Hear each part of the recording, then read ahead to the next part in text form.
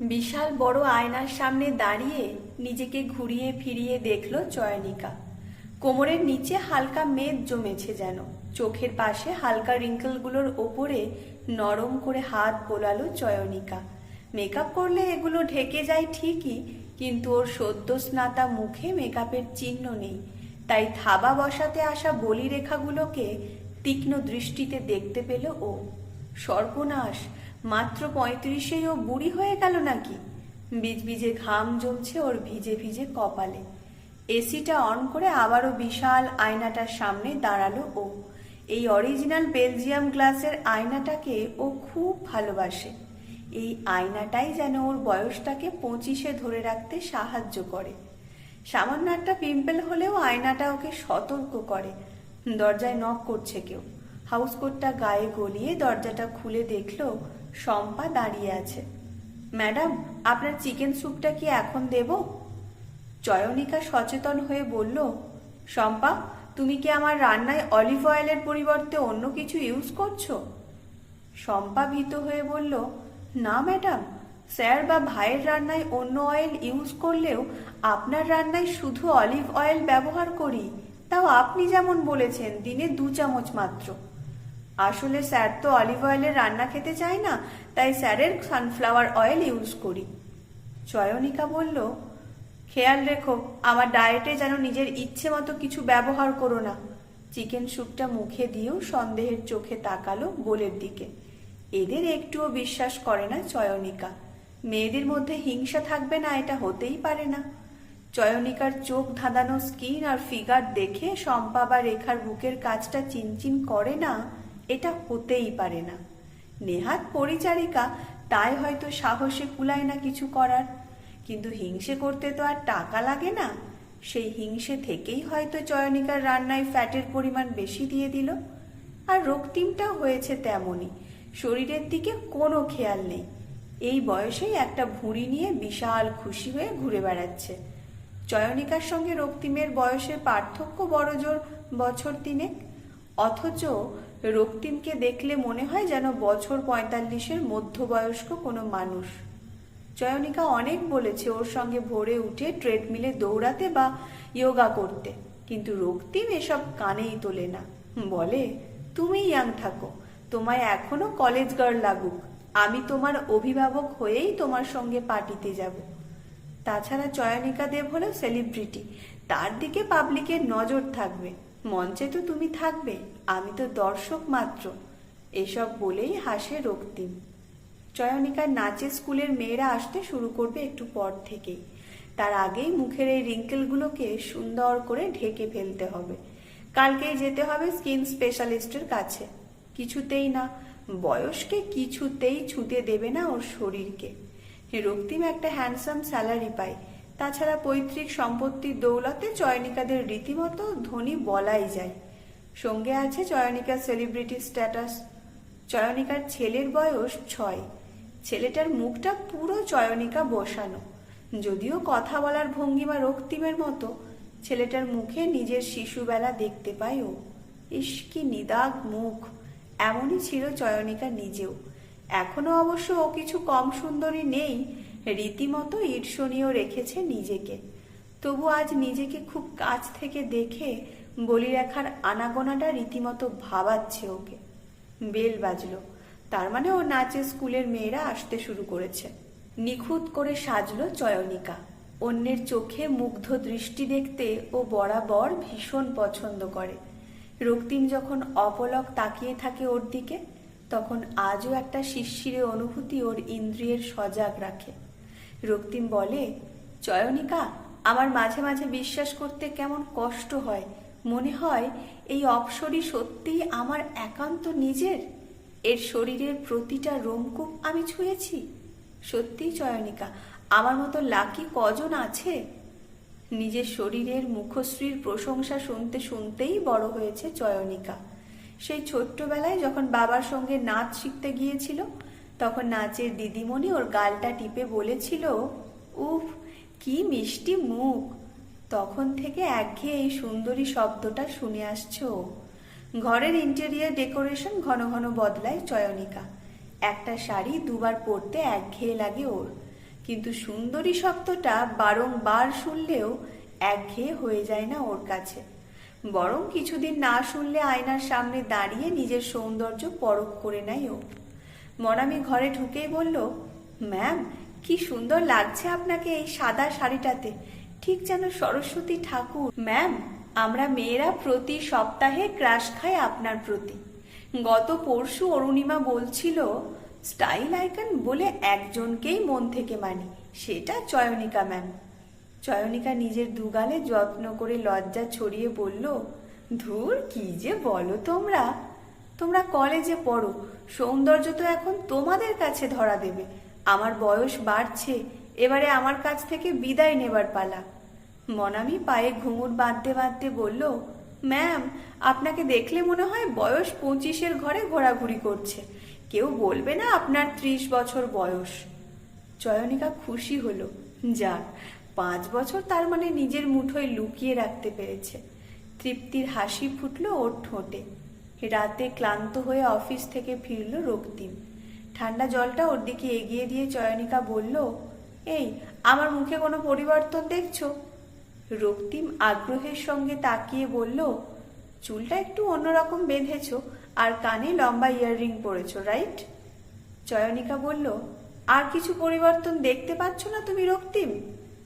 রক্তিম নিজের ঠোঁটটা চয়নিকার ঠোঁটের কাছে এগিয়ে নিয়ে এসে বলল, তাহলে তো টেস্ট করে দেখতে হচ্ছে। সাদা চোখে তো এটুকুই নজরে পড়ল। চয়নিকা ওকে ধাক্কা দিয়ে বলল, ওয়াশরুমে যাও, ফ্রেশ হয়ে নাও।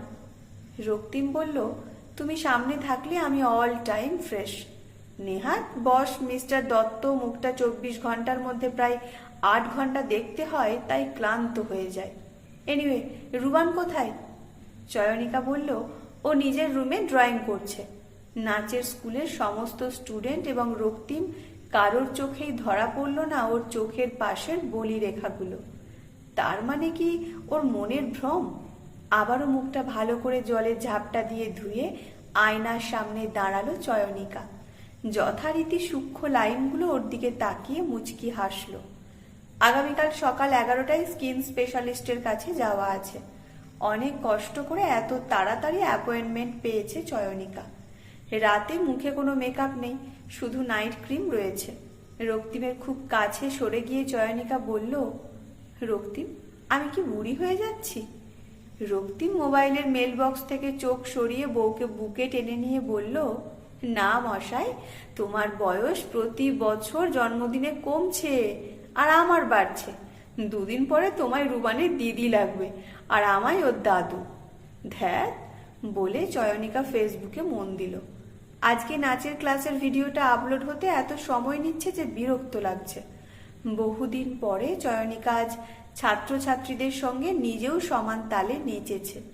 অন্যদিন শেখানোর প্রয়োজনে মুদ্রাগুলো দেখায়, কিন্তু আজ নিজেও নেচেছে সমান তালে। চয়নিকা জানতে চাইছিল আয়না মিথ্যে বলছে কিনা। না, একটুও হাঁপায়নি ও। সেই আগের মতোই স্পিডে নাচতে পেরেছে। সকলের চোখে মুগ্ধ দৃষ্টিতে নিজেকে আর একবার উষ্ণ করে নিতে পেরে শান্তি পেয়েছে চয়নিকা। মিথ্যুক আয়নাটাকে ব্যঙ্গ করে হেসেও নিয়েছে মনে মনে। ভিডিওটা আপলোড হওয়ার সঙ্গে সঙ্গেই কমেন্টের বন্যা। স্টুডেন্টরা এবং তাদের অভিভাবকদের প্রশংসা ভরা কমেন্টে ভরে উঠেছে টাইমলাইন। অনেকেই লিখেছে, এই যেন স্বর্গের অপ্সরী। নিশ্চিন্ত মনে ঘুমিয়ে পড়ল চয়নিকা। ঘুমের মধ্যে একটা অদ্ভুত স্বপ্ন দেখে চমকে উঠল চয়নিকা। ওদের স্কুলের সব থেকে সাধারণ চেহারার মেয়েটা ওর সামনে এসে হাসছে। বলছে, চয়নিকা, এখনো তুই এত অহংকারী? তোর ওই টান টান গাল একদিন কুঁচকে যাবে। তোর মাথা ভরা চুল আস্তে আস্তে হালকা হবে। তোকে দেখে লোকে হাসবে, বলবে, এই সেই চয়নিকা দেব। যেমন তোরা আমায় দেখে হেসেছিলিস একদিন, ঠিক তেমন। চমকে ঘুম থেকে উঠে পড়ল চয়নিকা। ভয়ে থরথর করে কাঁপছেও। মেয়েটার নাম কিছুতেই মনে করতে পারল না, তবে ওর তেল চিটচিটে চুল দেখে আর মুখের অযত্নে রোদে পোড়া কালচে ছোপ দেখে ক্লাস 12-এ খুব হেসেছিল চয়নিকা। অনেক চেষ্টা করেও মেয়েটার নাম মনে করতে পারছে না ও। ডক্টর বক্সি খুব মন দিয়ে দেখলেন চয়নিকার মুখটা, হেসে বললেন, এ এমন কিছু নয়। 30-এ পা দিলে এমন হালকা বলিরেখা আসে স্কিনে। তাছাড়া এখন আমরা যা পলিউশনের মধ্যে থাকি তাতে স্কিন সতেজ রাখাটাই মুশকিল। আমি একটা মাল্টিভিটামিন আর একটা অ্যান্টি এজিং ক্রিম দিচ্ছি। ওষুধটা খান আর ক্রিমটা রাতে শোবার আগে লাগান, কাজ হবে আশা করি। তবে এই সামান্য বিষয়ে এত অস্থির হবেন না। বয়স তো একটা সংখ্যা মাত্র, প্রাণ খুলে বাঁচুন, বয়সকে তোয়াক্কা করবেন না। চয়নিকা চিবিয়ে চিবিয়ে বলল, ডক্টর বক্সি, আমি কোনো সাইকিয়াট্রিস্টের কাছে আসিনি, আমি এসেছি একজন স্কিন স্পেশালিস্টের কাছে। তাই প্লিজ আমাকে বলুন এই ফাইন লাইন্সগুলো রিমুভ হবে কি করে। মধ্যবয়স্ক ডক্টর একটু হকচকিয়ে বললেন, এগুলো খান, সঙ্গে রেগুলার একটা করে ডাবের জল খান। চয়নিকা একটু গম্ভীর ভাবেই জিজ্ঞেস করলো, কবে নাগাদ কমবে? ডক্টর বললেন, মাসখানেক পরে বুঝতে পারবেন। ডক্টরের ওখান থেকে ঘুরে এসে নিজের ডায়েটের ওপরে আরো জোর দিয়েছে চয়নিকা। সঙ্গে ডাবের জল, অ্যালোভেরা জুস, ভিটামিন ট্যাবলেট, আর রাতে নিয়ম করে ক্রিমটা ম্যাসাজ করে যাচ্ছে ও। কোনো কারণেই আর রাত করে ঘুমায় না ও, স্ট্রেস নেবে না ঠিক করেই হালকা গান চালিয়ে ঘুমাতে যায়। রক্তিম আদর করতে চাইলেও বিরক্ত হয়ে সরিয়ে দিয়েছে। আজ প্রায় 1 মাস হয়ে গেল। মিথ্যুক আয়নার সামনে দাঁড়িয়ে খুব মনোযোগ দিয়ে দেখল চয়নিকা নিজের মুখটা। না, তেমন কোনো পরিবর্তন নেই। একটু গ্লসি হয়েছে স্কিনটা, কিন্তু খুব নজর করে দেখলে সেই সূক্ষ্ম লাইনগুলো যথারীতি আছে। দুহাত দিয়ে মুখটা ঢেকে নিল চয়নিকা। বিজবিজে অস্বস্তিকর ঘামেতে ভিজে যাচ্ছে ওর স্বচ্ছ রাত পোশাকটা। কান্না পাচ্ছে ওই। বুড়ি হয়ে যাবে চয়নিকা, তবে কি বয়সের কাছে হার মেনে নিল ও? এভাবে মাত্র 35-এ যদি পরাজয় স্বীকার করে নেয়, তাহলে তো যত দিন যাবে ও বুড়িয়ে যাবে। রাগ হচ্ছে ওর। আচমকা সজোরে একটা ঘুষি মারল আয়নায়। না, ভাঙল না রাক্ষসী, এখনো তীক্ষ্ণ নজরে তাকিয়ে আছে চয়নিকার দিকে। একটা হাতুড়ি নিয়ে এসে সজোরে মারল আয়নায়। টুকরো হয়ে ভেঙে গেল হিংসুটে আয়নাটা, যেটা চয়নিকার সব থেকে কাছের বন্ধু ছিল গত 10 বছর। বড্ড আপন ছিল আয়নাটা। ধরফর করে বিছানার উঠে বসেছে রক্তিম। ভাঙা আওয়াজে রুবানও ঘুম চোখে তাকিয়ে আছে মায়ের দিকে। ভাঙা আয়নায় আর একটা ঘুষি মারল চয়নিকা। ওর ডান হাত দিয়ে রক্ত পড়ছে। সাদা পাথরের মেঝে ভেসে যাচ্ছে রক্তে। চয়নিকার হাতে গেঁথে গেছে বেশ কিছু কাঁচের টুকরো। রক্তিম জোরে ডাকলো, রেখা, শিগগির আয়, রুবানকে সামলা, আমি তোর বৌদিকে নিয়ে নার্সিংহোমে যাচ্ছি। চয়নিকার গায়ে হাউসকোটটা পরিয়ে দিল রেখা। হাউমাউ করে কাঁদছে চয়নিকা। দিন রাত এই বাড়িতেই থাকে রেখা। অত্যন্ত মার্জিত শিক্ষিত বৌদিমণির এমন ব্যবহার গত 3 বছরে কোনো দিন দেখেনি রেখা। তাই হকচকিয়ে গেছে বেচারা। নার্সিংহোমে ভর্তি করার আগে রক্তিম আলতো স্বরে জিজ্ঞেস করলো, কি হয়েছে তোমার চয়নিকা? কেন এমন অস্থির হচ্ছ তুমি? তোমার কিছু হয়ে গেলে রুবান আর আমার কি হবে? রক্তিমের চোখের কোণটা চিকচিক করছে যেন। হাতে কাঁচ ঢুকে বেশ গভীর ক্ষত হয়েছে চয়নিকার। ওকে ভর্তি করে নিল তখনই। হাতে ব্যান্ডেজ করা আছে ওর। একজন মেডিসিনের ডক্টর আসছেন রোজ ওকে দেখতে। আজ সঙ্গে আরেকজন লেডি ডক্টর ঢুকলেন। বয়স চয়নিকার মতো বা একটু বড়ই হবেন।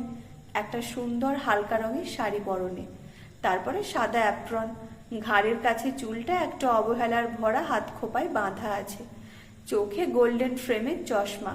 মুখে কোনো প্রসাধনী নেই, চোখে কাজলের রেখাও নেই। অথচ মহিলার মধ্যে অদ্ভুত এক ব্যক্তিত্ব রয়েছে। একবার যে তাকাবে সে আর একবার তাকাতে বাধ্য হবেই। লেডি ডক্টর এগিয়ে এসে বলল, মিসেস চয়নিকা দেবরাইট, বিখ্যাত নৃত্য ব্যক্তিত্ব। দেখুন, আমি প্রোগ্রাম দেখার সময় খুব একটা পাই না, কিন্তু আমার মেয়ে আপনার ফ্যান। দ্বিতীয়া পত্রিকার কভার পেজে যেবার আপনার ছবি থাকে সেবার ওর জন্য কিনে দিতেই হয়। আমার মেয়ে ক্লাস 8-এ পড়ে, তার মুখে আপনার কথা বেশ শুনি। চয়নিকা ছবিতে আপনাকে যতটা সুন্দর লাগে আপনি তার থেকেও সুন্দর। আসলে আপনাদের প্রফেশনে বোধহয় মেকআপ করতেই হয় চড়া, তাই না? কিন্তু মেকআপবিহীন আপনি ঠিক শরতের আকাশের মতো সুন্দর। বাঁ গালে সাদা মেঘ তো ডান গাল দিকে নীলিমা। মেকআপে এসব ঢেকে যায় যে, তাছাড়া মেকআপে আরো অনেক কিছুই ঢেকে দেয়, বিশেষ করে মনের অনুভূতির যে ছাপ মুখে পড়ে সেটাও ঢেকে দেয়। তাই স্বতঃস্ফূর্ত ব্যাপারটাই নষ্ট হয়ে যায় যেন। মহিলার কথা বলার ধরনটা বড্ড নরম, এমন করে কেউ কখনো ওর সৌন্দর্যের কথা বলেনি। চয়নিকা গত 2 দিন ভর্তি আছে এই নার্সিং হোমে। রক্তিম এসেছে সময় মতো, কিন্তু চয়নিকা একটা কথাও বলেনি কারোর সঙ্গে। এই প্রথম চয়নিকা বলল, আপনি বেশ কথা বলেন তো। ডক্টর বলল, আমার নাম আত্রেয়ী, আপনি আমাদের নার্সিং হোমে ভর্তি আছেন শুনে পরিচয় করতে এলাম। আপনার একটা ছবি না তুলে নিয়ে গেলে মেয়ে রীতিমতো 3য় বিশ্বযুদ্ধ ঘোষণা করবে। চয়নিকা নরম হেসে বলল, আর ছবি, আমি দিন দিন বুড়ো হচ্ছি ডক্টর আত্রেয়ী। এই দেখুন, আমার চোখের পাশে ফাইন লাইন্স আসছে, আস্তে আস্তে গোটা মুখে পড়বে ছাপ। তার আগেই বিদায় নেওয়া ভালো এই জগৎ থেকে। আত্রেয়ী বলল, আপনি কখনো গাছ কাটা দেখেছেন? যত পুরানো গাছ হয় তার মধ্যে তত বৃত্তাকারে দাগ জন্মায়। কাঠ বিক্রেতারা বলে ওই কাঠের নাকি দাম বেশি, কারণ বয়সের সঙ্গে সঙ্গে বেড়েছে তার অভিজ্ঞতা। তেমনি মানুষের মুখেও আসে অভিজ্ঞতার চিহ্ন। একটি ছোট্ট বাচ্চা, তার সৌন্দর্য আলাদা। সব বয়সের একটা আলাদা সৌন্দর্য আছে। আমাদের মায়েদের নখগুলোতে একটা পার্মানেন্ট হলুদ দাগ হয়ে যায়, ওটাও এক রকমের সৌন্দর্য। বাবাদের কপালে চিরস্থায়ী বলিরেখা প্রকট হয়, কত পথ পাড়ি দিয়েছে তারই চিহ্ন। আমার তো এগুলোকে বেশ সুন্দর লাগে চয়নিকা, আপনার লাগে না? এই যে খুব হালকা দাগগুলো বুঝিয়ে দিচ্ছে আপনি কলেজ পেরিয়েছেন, ইউনিভার্সিটি পেরিয়েছেন, একটা সংসারের ভার নিয়েছেন, একটি সন্তানকে পৃথিবীর বুকে জন্ম দিয়েছেন, কত ছাত্রছাত্রীকে নাচ শিখিয়েছেন, কত দর্শককে মুগ্ধ করেছেন আপনার নৃত্য দিয়ে, কত লড়াই করে আজকের চয়নিকা দেব হয়েছেন। এই দাগগুলোই তো তারই স্মৃতি বহন করছে। আয়নার সামনে যখন দাঁড়াবেন তখন গর্বের সঙ্গে এই দাগগুলোতে হাত বুলিয়ে বলুন, অনেকটা পথ বেয়ে লড়াই করে এগিয়েছেন। এ তো আপনার গর্বের চিহ্ন চয়নিকা। চয়নিকা অপলক তাকিয়ে আছে মহিলার দিকে। শ্যামলা গায়ের রং, মুখে এমন অজস্র বলিরেখা, চোখের পাশে চশমার নিচে দিকেই দেখা যাচ্ছে ডার্ক সার্কেল, কিন্তু মুখের হাসিটা অমলিন। কি অপূর্ব সুন্দর ডক্টর আত্রেয়ী। একজন বয়স্কা পেশেন্ট বললেন, কি গো মা, আমায় যে আজ তোমরা ছেড়ে দেবে বলেছিলে, তার কি হলো?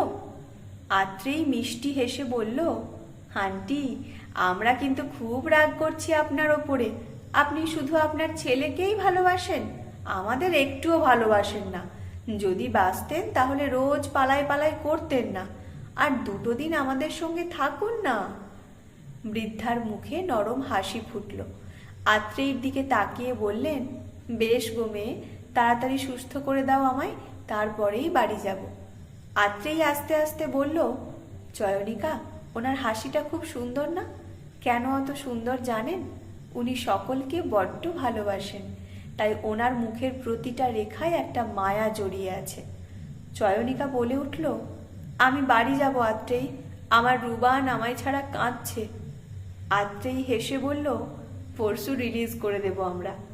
পরের দিন রক্তিম ঢুকতেই চয়নিকা বলল, রুবান কেমন আছে? রক্তিম বলল, তোমায় ছাড়া আমি আর রুবান দুজনেই খুব খারাপ আছি চয়নিকা, কারণ রুবানের কাছে এই বিশ্বের মধ্যে শ্রেষ্ঠ সুন্দরী তার মা, তাই তাকে ছেড়ে সে কি করে ভালো থাকবে বলো তো? চয়নিকা বলল, রক্তিম, আমি বাড়ি যাব। পরের দিন আত্রেয়ী এসেই বলল, চয়নিকা, আমি কয়েকটা ওষুধ লিখে দিচ্ছি, আপনি কিন্তু নিয়মিত 1 মাস এটা খাবেন। চয়নিকা দেখল আত্রেয়ীর প্যাডটা। এতক্ষণে বুঝলো আত্রেয়ী আসলে মনোরোগ বিশেষজ্ঞ। চয়নিকা ঘাড় নেড়ে বলল, হ্যাঁ খাবো। আত্রেয়ী হেসে বলল, কিছু কিছু মানুষ থাকে যাদের অহংকার করার মতো কত কিছু আছে, তা সত্ত্বেও শুধু সৌন্দর্য নিয়েই বোকার মতো তারা অহংকার করে। এই যেমন চয়নিকা দেবের এত পরিচয়, এমন সুন্দর নাচ, অমন মিষ্টি একটা ছেলে থাকতেও রূপের মতো ক্ষণস্থায়ী একটা জিনিস নিয়ে অহংকার করে চলেছে। চয়নিকা হেসে বলল, এটা ঠিক বললেন। এত কিছু যে আমার ছিল ওটাই তো মনে ছিল না। ভাগ্যিস আপনি চোখে আঙুল দিয়ে দেখিয়ে দিলেন। ছুটি হয়ে গেছে চয়নিকার। বাড়ি ফিরে জড়িয়ে ধরেছে রুবানকে। বুকের চিনচিনে ব্যথাটা যেন কমছে ধীরে ধীরে। রক্তিম বলল, দাও তোমার প্রেসক্রিপশনগুলো, ওষুধগুলো আগে কিনে আনি। চয়নিকা ফাইল থেকে প্রেসক্রিপশন বের করতে গিয়ে দেখল ক্লাস 11-এর ওদের স্কুলের নবীন বরণের একটা ছবি। এই তো সেই মেয়েটা যে সাজগোজ দূরে থাক চুলে তেল দিয়ে দুদিকে বিনুনি করে আসতো বলে ওরা চিপকু বলে রাগাতো। এই মেয়েটাকেই তো কদিন আগে স্বপ্নে দেখেছিল। কি যেন নাম ছিল মেয়েটার? ছবির সঙ্গে একটা ছোট্ট চিরকুট। আমায় চিনতে পারলি না চয়নিকা? তুই চিনতে পারবি না জানলে মাথায় সেই আগের মতো নারকেল তেল লাগিয়ে নার্সিংহোমে আসতাম। ভালো থাকিস, ওষুধগুলো ঠিক করে খাস, তোর সৌন্দর্য তোরই থাকবে।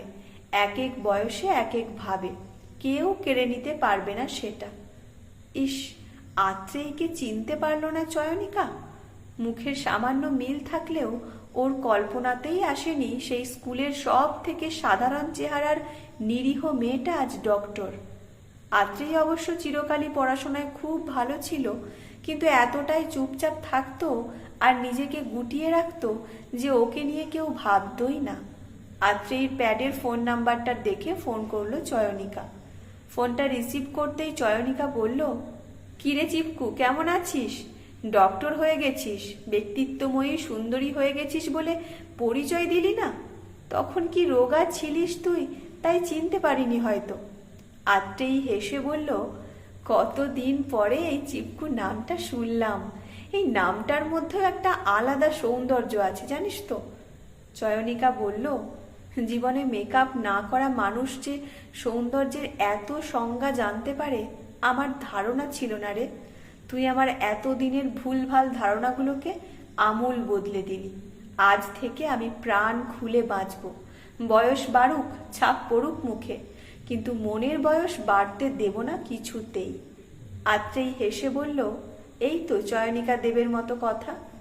চয়নিকা রক্তিমকে জড়িয়ে ধরে বলল, খুব টেনশন দিয়েছি না গো। রক্তিম আলতো করে ওর কপালে চুমু খেয়ে বলল, হেলেনের জন্য ট্রয় ধ্বংস হয়ে গিয়েছিল, আর আমার সুন্দরীর জন্য আমি এইটুকু টেনশন করব না এটা কখনো হয়?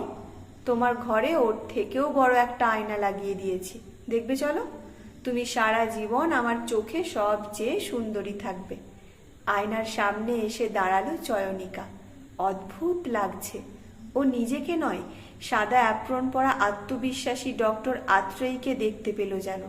মুচকি হেসে বলল, চিপকু, এই দেখ, আমি আমার চোখের নিচের ডার্ক সার্কেল দেখে আর ভয় পাচ্ছি না।